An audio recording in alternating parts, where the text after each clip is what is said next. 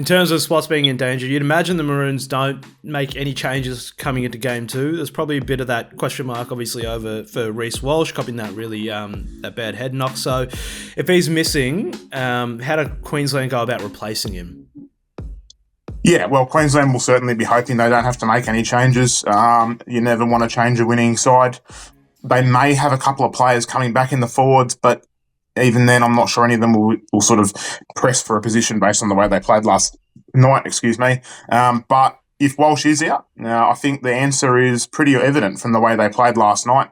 Hamiso Tabuai-Fidow is one of the best fullbacks in the competition. He's been electric for the Dolphins over the last 18 months. There's little doubt to me that he would probably be named in the number one. That said, Billy Slater does have some options here, right? Because, the talk in the lead up to game 1, Reece Walsh was battling a little bit of a niggle in the lead up. The talk was that Selwyn Cobbo was going to play fullback.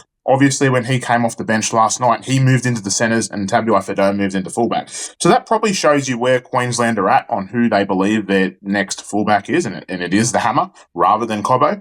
You'd imagine then that Cobbo probably slots into the centres. He's been playing there for the Broncos this year and done a superb job, I questioned it pre-season. I wasn't sure how Cobbo was going to go as a centre. I thought his defence, maybe a little bit up in the air there, whether he could fill into that position, but he's done a superb job. So no doubt for me that if Walsh is out, Tabuai-Fidow goes to fullback, Cobbo goes into the centres, the back line will play as it did in game 1 otherwise. The big question though really is who would come onto the bench for Cobbo if he was dragged into the starting side.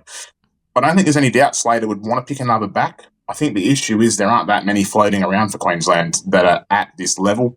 There's a number of injuries which don't help. And I honestly can't give you an answer on who would come onto the bench. Would Slater go back to the well and pick? Kurt Capewell's coming back this weekend for the Warriors. He can play in the centres and the second row. Has never done a bad job for Queensland before.